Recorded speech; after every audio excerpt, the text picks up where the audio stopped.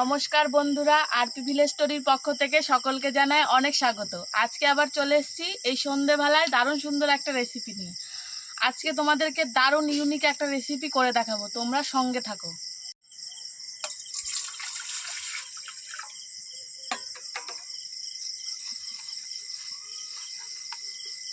এই রান্নাটা করতে লাগবে কুমড়ো পাতা।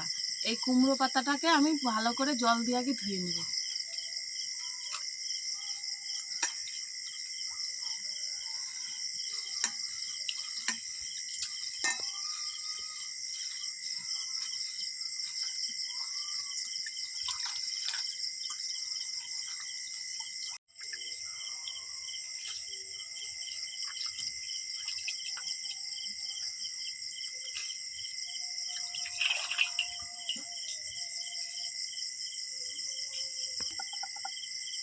কুমড়ো পাতাটা ধুয়ে নিয়েছি। এবার এখানে আগের থেকে খানিকটা চাল আর কিছুটা মুসুরির ডাল ভিজিয়ে রেখেছিলাম।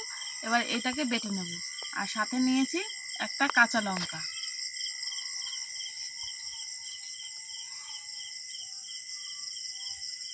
এবার এর উপরে দিয়ে দিচ্ছি খানিকটা নুন। এবার খুব ভালোভাবে চাল আর ডালটাকে বেটে নেব। এই রান্নার প্রধান উপকরণ এই চাল আর ডাল আর কুমড়ো পাতা।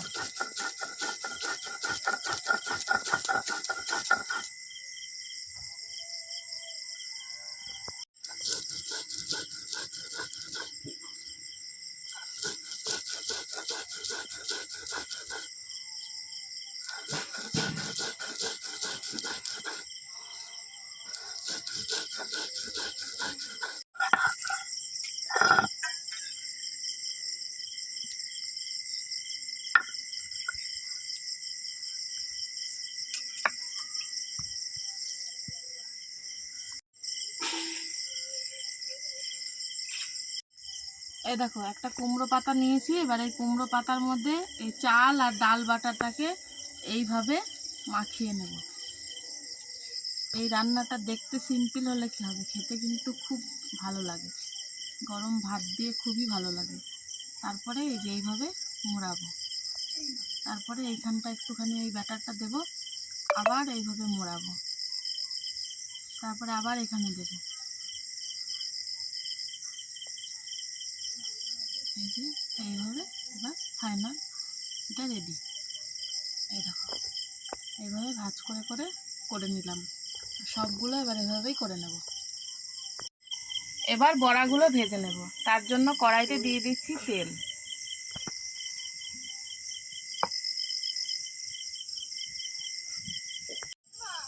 তেল গরম হয়ে গেছে, এবার বড়াগুলো ভেজে নেব।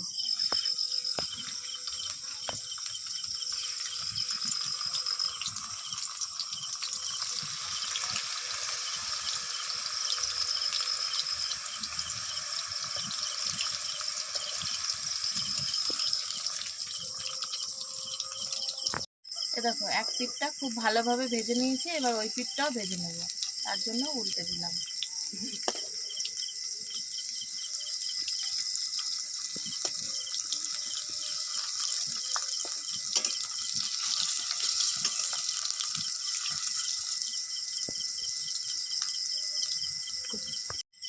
এ দেখো, সব বড়াগুলো খুব ভালোভাবে ভেজে নিয়েছি। এবার তুলে নেব।